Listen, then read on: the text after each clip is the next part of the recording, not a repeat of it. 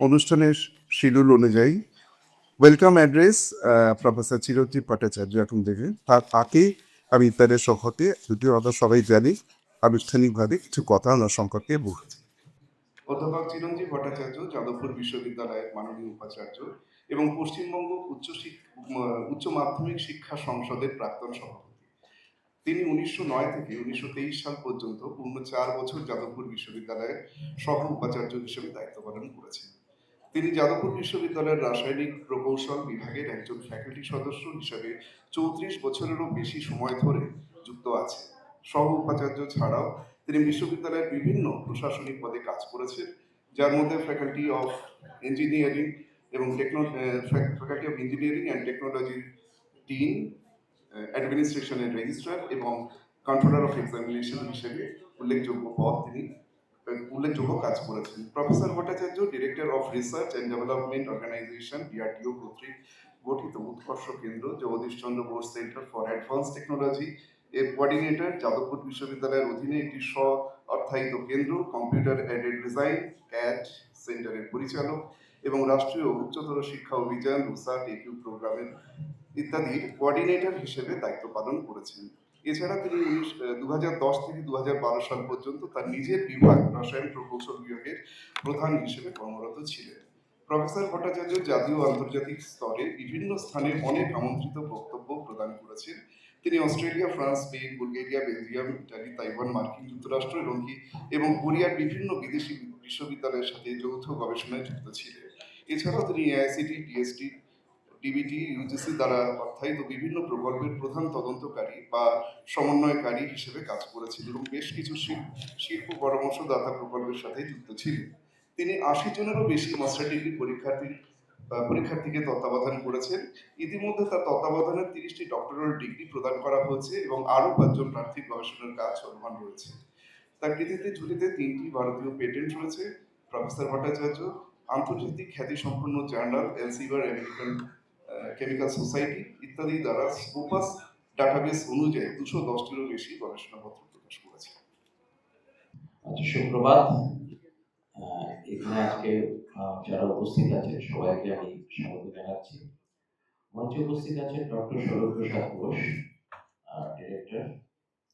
উনি মাকাইস সেখানকার ডিরেক্টর এবং বিশিষ্ট শিক্ষাবিদ এবং ভেরি গুড অ্যাডমিনিস্ট্রেটর অলসো। এছাড়াও কিছুক্ষণ বাদেই আসছেন আমাদের অধ্যাপক তথাগত রায়। তিনি হচ্ছেন former governor of Tripura and Meghalaya এবং তাছাড়া ওনার আরেকটি পরিচিতি, তিনি আমাদের এখানকার কিন্তু শিক্ষক ছিলেন। সব থেকে বড় কথা, আমাদের সল্টলেক ক্যাম্পাসে কনস্ট্রাকশন ইঞ্জিনিয়ারিং ডিপার্টমেন্টে উনি কিন্তু অধ্যাপক ছিলেন। 2010 সালে উনি এখান থেকে কিন্তু অবসর গ্রহণ করছেন। ফলে উনি সেই অর্থে আমাদের এখানে সাথেও কিন্তু যাদবপুর বিশ্ববিদ্যালয়ের সাথে যুক্ত এবং আমাদের একজন সেই হিসেবে মানে প্রাক্তনী সেই হিসেবে কিন্তু বলা যেতে পারে, মানে উনি যাদবপুর ইউনিভার্সিটির সাথে কানেক্টেড। ঠিক সেরকম ভাবে অধ্যাপক ডক্টর সৌরভ প্রসাদ ঘোষ কিন্তু যাদবপুর ইউনিভার্সিটি থেকে পিএইচডি করেছেন ইন্টারন্যাশনাল রিলেশনশিপ বিভাগে। তো সেই পরবর্তী কিন্তু উনিও যাদবপুর বিশ্ববিদ্যালয়ের সাথে সম্পর্কিত, ভীষণভাবে কিন্তু কানেক্টেড। আজকে আমরা পশ্চিমবঙ্গ দিবস পালন করছি। ইনফ্যাক্ট পশ্চিমবঙ্গ দিবস এতটা ভালোভাবে বর্ণাঢ্যভাবে প্রথম আজকে 2026-এ কিন্তু সেটা পালন করা হচ্ছে 20 জুন। আপনারা অনেকেই হয়তো এই দিনটা সিগনিফিকেন্স বা তাৎপর্য যেটা বলা হয় সেটা আপনারা হয়তো অনেকেই জানেন বা অনেকে জানেন না। এই যে এই দিনটার বিশেষ তাৎপর্যটা কি, আজকে যে আমরা এখানে বাঙালি হিসেবে পশ্চিমবঙ্গে রয়েছি এবং ভারতবর্ষের অন্তর্ভুক্ত, এটার পেছনে কিন্তু ডক্টর শ্যামাপ্রসাদ মুখার্জির একটা বিরাট অবদান ছিল এবং আরো অনেকেই তার সাথে সেই পদক্ষেপের সাথে কিন্তু তারা যুক্ত ছিল।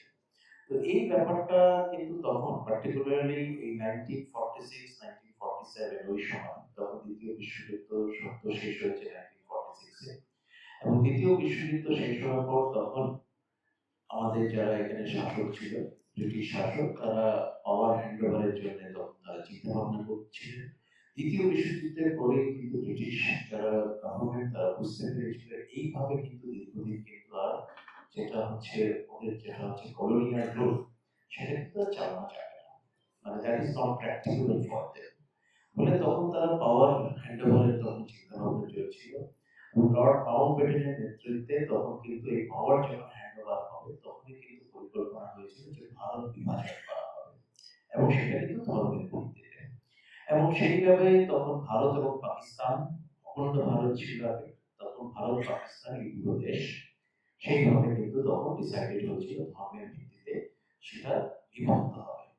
এবং পাকিস্তান মানে হচ্ছে ভারতবর্ষের পূর্ব দিকের একটা অংশ, যেটা তথাকথিত মুসলিম প্রধান অঞ্চল, আর একটা পশ্চিম দিকের অঞ্চল, সেটাকে নিয়ে একটা মুসলিম মেজরিটি যেটা স্টেট, সেটা পাকিস্তান। আর বাকি রেস্ট অফ দি পার্ট যেটা অখণ্ড ভারত ছিল সেটাকে নিয়ে ভারতবর্ষ বা ইন্ডিয়া, সেরকম কিন্তু কথা হয়েছিল। এবার তারপর তার মধ্যে তখন গোটা বেঙ্গলটাই ছিল, তখন আলাদা করে পশ্চিমবঙ্গ পূর্ববঙ্গ কিন্তু ছিল না। বেঙ্গল রেসিডেন্সি যেটা ছিল বাংলা, সেই হিসেবেই ছিল অখণ্ড বাংলা। তো সেই জায়গাতে তখন তার মধ্যে একটা অংশ ছিল মুসলিম মেজরিটি, একটা অংশ ছিল হিন্দু মেজরিটি। তো সেই অংশের একটা অংশের মানুষ আমরা যেখানে বসবাস করছি তারা তখন চেয়েছিলেন যে তারা পাকিস্তানের অন্তর্ভুক্ত না হয়, ভারতের অন্তর্ভুক্ত হয়। তো সেটা একটা অনেক জটিল পদ্ধতি। আমি নিজে হচ্ছে ইঞ্জিনিয়ারিং এর ছাত্র, ইতিহাসের ছাত্র নই, একদমই সোশ্যাল সায়েন্সের সাথে একদমই কানেক্টেড নই, কোনোভাবেই কানেক্টেড নই। তো ফলে সেটা নিয়ে আমার বলাটা খুব একটা সম্ভব হয় না। ফলে সেটা আমার ঠিক শোভনীয় না যে আমি তার উপর কোনো বক্তব্য রাখবো, কারণ আমি তার উপর বিশেষজ্ঞ নই, একদমই নই। এবং আমাদের সময়ে এটা এটা অস্বীকার করে লাভ নেই। ওই সময়ে যে পিরিয়ডটা 46-47 ভারত বিভাজন এবং তার পরবর্তী বাংলা বাংলা বিভাজন, বাংলা বিভাজন হয়ে পশ্চিমবঙ্গ এবং পূর্ববঙ্গ, এই দুটো যে তৈরি হলো এবং পূর্ববঙ্গ আলটিমেটলি পূর্ব পাকিস্তান হিসেবে স্বীকৃতি পেল, ইস্ট পাকিস্তান। এবং তারপর সেই ইস্ট পাকিস্তান তাদের স্বাধীনতা সংগ্রাম এবং তার মাধ্যমে পরে 1971 সালে স্বাধীন বাংলাদেশের জন্ম, এগুলো গোটাটাই একটা হিস্টোরিক্যাল প্রসেস। কিন্তু ওই সময় পার্টিকুলারলি 1946-1947 এই যে বঙ্গ বিভাজন এবং আবার তখন বঙ্গভঙ্গ বিরোধীও একটা আন্দোলন হয়েছিল অখণ্ড বাংলা, আবার বঙ্গভঙ্গেরও কিন্তু দরকার ছিল তাত্ত্বিক দিক থেকে। ফলে এই যে সামগ্রিক ব্যাপারটা কিন্তু খুব জটিল। সেই জটিলতাটা আমরা কিন্তু অতটা ইতিহাসে কিন্তু পড়িনি। আমরা যখন ইতিহাস পড়েছি, যারা আমরা সায়েন্স স্টুডেন্ট, আমাদের ইতিহাস পড়ার সৌভাগ্য বা দুর্ভাগ্য যাই আমরা বলি না কেন, সেটা শুধুমাত্র কিন্তু ক্লাস 10। ফলে তার বেশি কিন্তু আমাদের কোনো ইতিহাসের সাথে আমাদের কিন্তু কোনো এক্সপোজার হয়। শুধু ক্লাস 10 অবধি আমরা যেটুকু ইতিহাস পড়া, শুধু সেইটুকু ইতিহাস কিন্তু পড়ছি। কিন্তু ক্লাস 10 অবধি আমরা যে ইতিহাসটা পড়েছি তাতে কিন্তু এই ডিটেইল ব্যাপারগুলো কিন্তু তখন ছিল না। আমরা কিন্তু এগুলো কিন্তু খুব একটা অবহিত ছিলাম, আমরা তার থেকে অনেক বেশি অবহিত ছিলাম। এটা যদি খুব রিসেন্ট হিস্ট্রি, 1946-1947 আমরা হয়তো তখন পড়ছি 1970-80 দশকে, যখন স্কুলে আমি পড়ছি তখনকার তুলনায় সেটা খুব রিসেন্ট হিস্ট্রি। কিন্তু তা সত্ত্বেও কিন্তু সেই তার ডিটেইলিং গুলো কিন্তু আমরা তখন পড়িনি। তার থেকে আমরা পড়েছি তার আরো অনেক আগের হিস্ট্রি গুলো অনেক পড়েছি, অনেক মোগল আমলের আমরা ডিটেইল পড়েছি, তারও আগের পড়েছি, অশোকের জাস্ট আমল পড়েছি, চন্দ্রগুপ্তের আমল পড়েছি। এগুলো সবই কিন্তু আমাদের কিন্তু তখন পড়ানো হয়েছিল।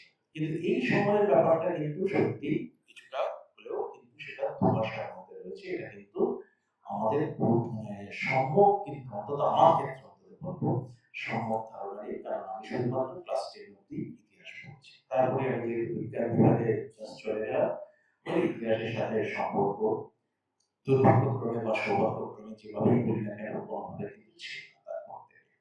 ফলে যাই হোক, এখন এই পশ্চিমবঙ্গ দিবস পালন হচ্ছে, সেই হিসেবে আমি আমার নিজের উৎসাহবশত কিছুটা স্টাডি করেছিলাম পশ্চিমবঙ্গ দিবসের সিগনিফিকেন্সটা।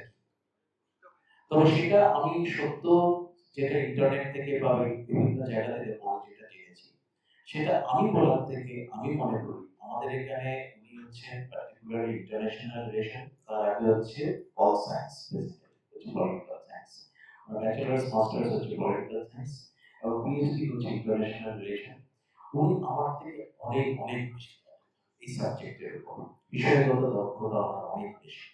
বলে উনি যদি এটা বলেন তাহলে অবভিয়াসলি আমাদের সবার কাছে ইনক্লুডিং আমার কাছে ব্যাপারটা কিন্তু অনেক বেশি ক্লিয়ার হবে। ফলে আমি চাইবো উনি আমাদেরকে এটা সম্বন্ধে সম্যক অবহিত করুন যে তখন এক্স্যাক্টলি 46, 47, 1946, 1947 যে ঘটনা পরম্পরায় হয়েছিল এবং যার ভিত্তিতে যে ডেভেলপমেন্টের ভিত্তিতে আজকে বঙ্গ বিভাজন হলো এবং হয়ে আজকে পশ্চিমবঙ্গ ভারতের অন্তর্ভুক্ত হলো এবং তৎকালীন পূর্ববঙ্গ যেটা আলটিমেটলি তখন পাকিস্তানের অন্তর্ভুক্ত হয়েছিল। এই ঘটনার ব্যাকগ্রাউন্ড এবং তার নিরিখে আজকে যে যারা বিশিষ্ট যারা আমাদের যারা রয়েছেন যেমন শ্যামাপ্রসাদ মুখার্জি বা তৎকালীন যুগে অন্যদের যে অবদান রয়েছিল তো সেগুলো উনি আরো অনেক ভালোভাবে কিন্তু আমাদেরকে ব্যাখ্যা করতে পারবেন। যাই হোক আজকে এখানে যারা উপস্থিত যারা আমাদের শিক্ষক শিক্ষিকা রয়েছেন আমাদের অফিসারদের মধ্যে অনেকে এসেছেন আমাদের প্রাক্তন শিক্ষক শিক্ষিকাদের মধ্যে অনেকে এসেছেন আমাদের ছাত্র ছাত্রীরা এখানে অনেকে উপস্থিত আছেন তাদের সবাইকে অনেক অনেক শুভকামনা এবং শুভেচ্ছা জানাচ্ছি এবং পশ্চিমবঙ্গ দিবস আজকে প্রথম এই যাদবপুর বিশ্ববিদ্যালয়ে পালন করলো এবং ভবিষ্যতেও আরো আমরা সাড়ম্বরে এই দিনটা পালন করতে পারবো এবং সব থেকে বড় কথা পশ্চিমবঙ্গ দিবসের যে ফিলোসফি যে আন্ডারলাইন ফিলোসফি সেটাকে আমরা ক্যারি আউট করতে পারবো এটাকে নিয়ে আমরা চলতে পারবো এই আমি আশা রেখে আমার বক্তব্য শেষ করছি সবাইকে ধন্যবাদ থ্যাংক ইউ ভেরি মাচ